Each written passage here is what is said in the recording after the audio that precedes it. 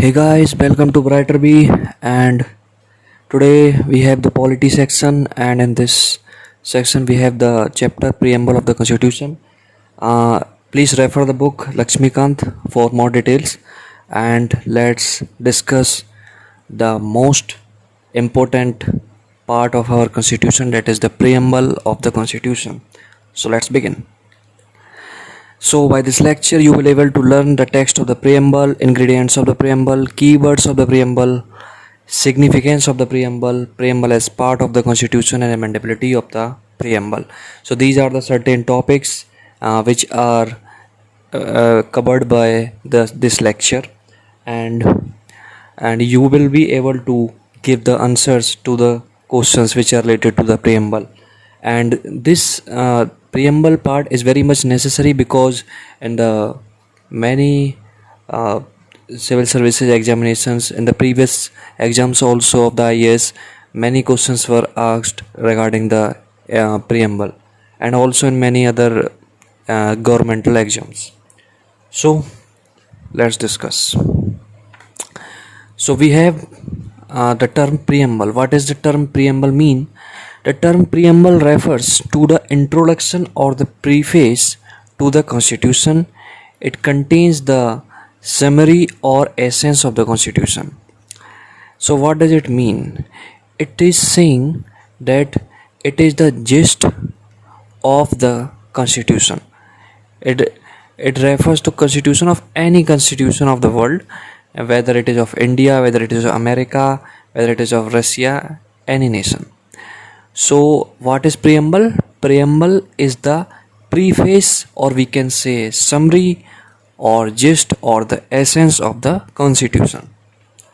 So it is a very important part. Yes, in constitution, preamble is just like a face of the constitution, which is showing the overall scenario what will the constitution will be about. So the term preamble is firstly has been made by the American Constitution, and after that different other countries like India and many other countries have taken or followed this practice. So there are many eminent jurists who have described the preamble, and one of them was the N.A. Palkhiwala, and he had said that the preamble is the identity card of the constitution. So these are some key phrases which are very much essential for the writing of the IAS mains paper. If you are using or if you are taking the public administration as optional, or in the other part also, in the general studies also, it is the very much important that you have to write the key phrases which make your marks to score higher levels. Okay, so what our constitution is based upon, or preamble is based upon? The preamble of the Indian Constitution is based on the objective resolution drafted and moved by Pandit Nehru and adopted by the Constitution Assembly. So these were are based on the objective resolution which are made by Pandit Nehru, and on these principles only the preamble of the Indian Constitution is based. And now we will go in detail, and we will see what's the preamble and what are the new things in the preamble, and what are other ingredients or keywords of the preamble. So this is a very important, you can say, the words which you must have to remember, and I am sure that you will be able to learn or memorize these words very clearly by watching this lecture. So these three new words are added to the preamble, that are socialist, secular, and integrity, and these three words were amended or added by the 42nd Constitutional Amendment Act 1976.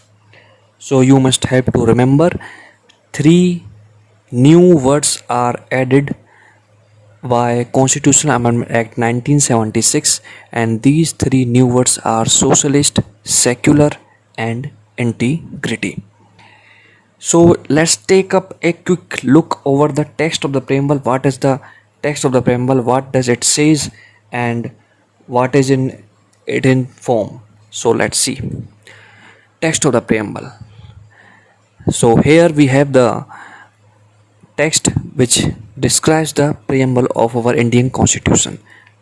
So I am saying, or I am requesting you that before going to the ingredients or the keywords of the preamble, first you have to first read in a one way the text of the preamble, because it is very much necessary that you have to see what does our preamble of our Indian Constitution says. So I am reading this for you. That is, we the people of India, having solemnly resolved to constitute India into a sovereign, socialist, secular, democratic republic, and to secure to all citizens justice, social, economic, and political, liberty of thought, expression, belief, faith, and worship, equality of status and opportunity, and to promote among them all fraternity, assuring the dignity of the individual and the unity and integrity of the nation. In our Constitution Assembly, this 26th day of November 1949, do hereby adopt, enact, and give to ourselves this Constitution.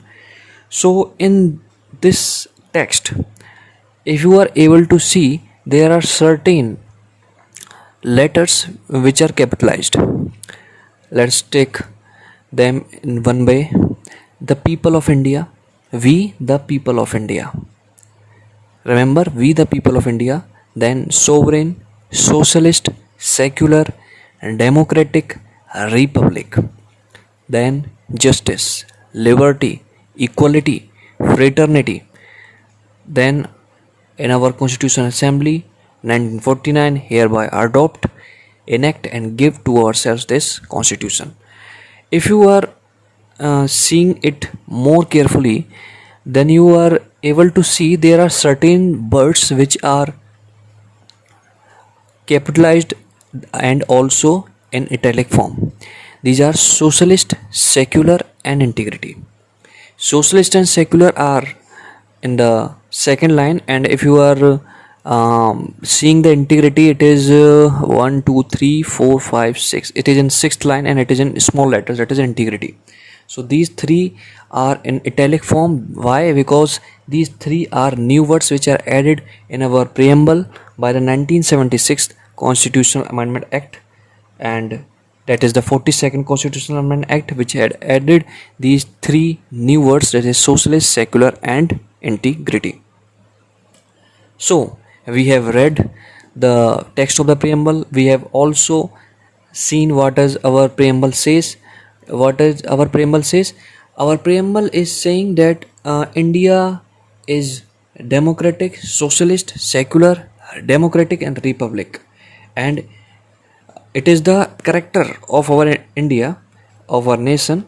And what does it secures to all citizens? The justice, the liberty, the equality, the fraternity, and these are the basic pillars of a certain nation that it want to achieve through its constitution, like justice, three forms of justice: social, economical, and political. Liberty, what does liberty of thought, expression, belief, faith, and worship.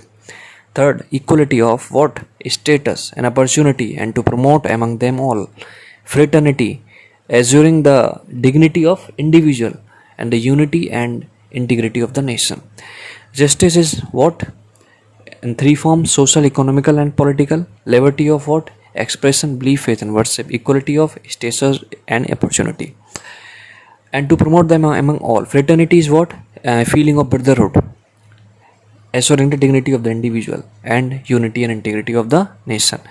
So we will discuss all these words in detail in the keywords in the preamble. In this we will discuss each and every key word which is capitalized and which is in italic form, one by one in a detailed manner. So let's take a quick look over the keywords in the preamble, which are very much important. So here we have the ingredients of the preamble, and what are the ingredients? First ingredient is that source of authority of the constitution. That is, what is the source? Who authorizes the constitution of India? So here it states that the preamble states that the constitution derive its authority from the people of India. So who is authorizing the constitution? The people of India are authorizing the constitution. Second is the nature of Indian state. Means, what does the Indian state characteristic?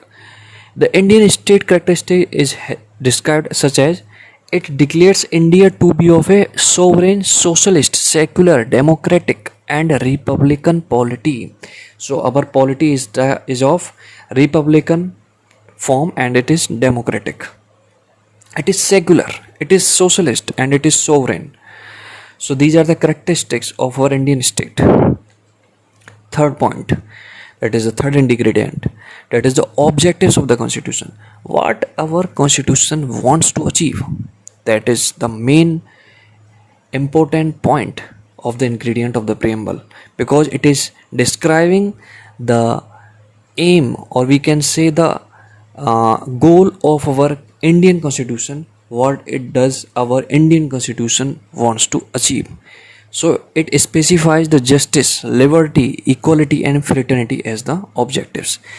Our constitution wants to stabilize the justice, liberty, equality and fraternity in our country. So this is the main aim and objective of our Indian constitution. Fourth ingredient is date of adoption of the constitution. So what does it says? It is to place November 26, 1949 as the date.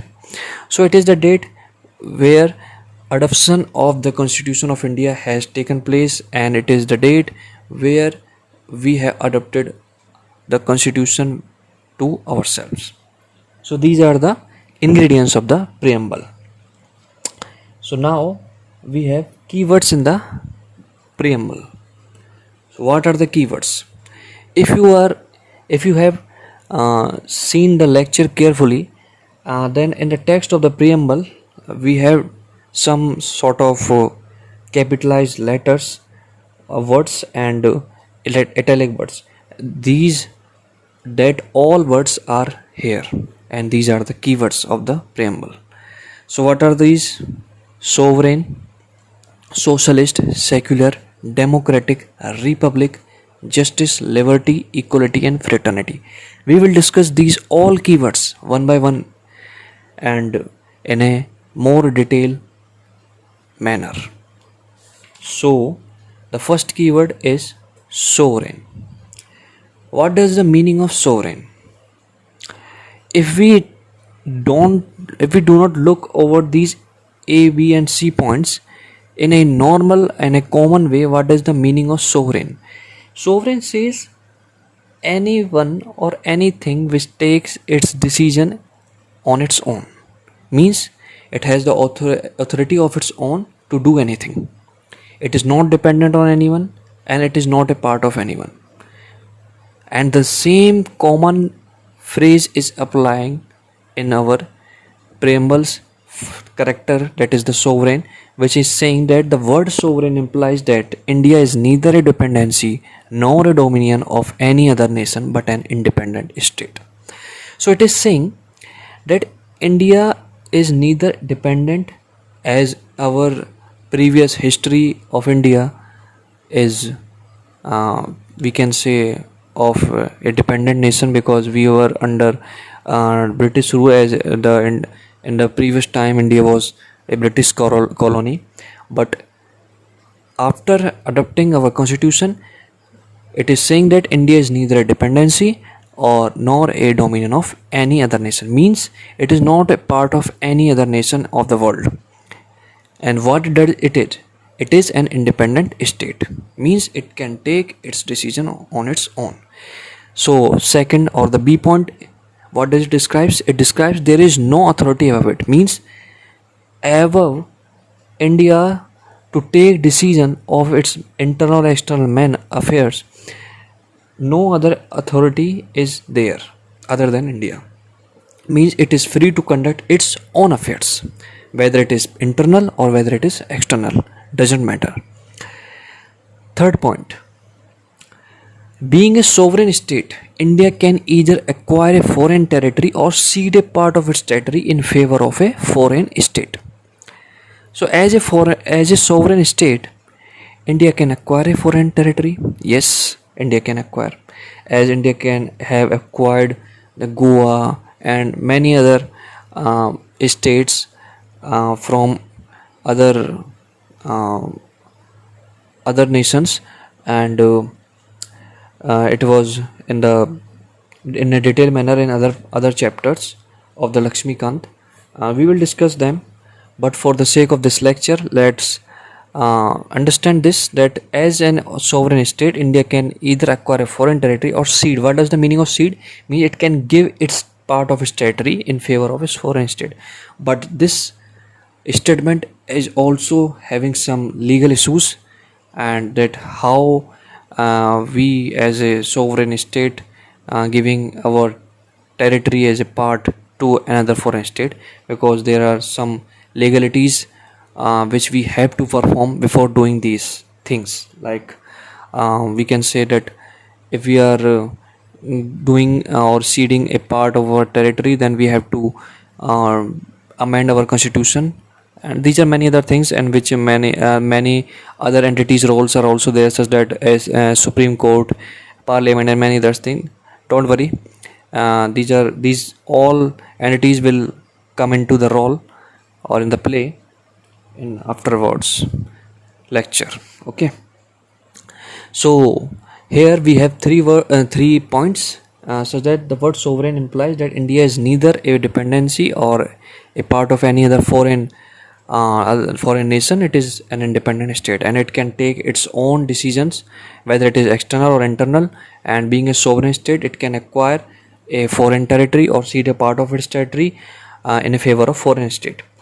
If we go in the history, that is in 1949, you will see that India has declared the full membership of the Commonwealth of Nations, and it has also accepted the British Crown as the head of the Commonwealth.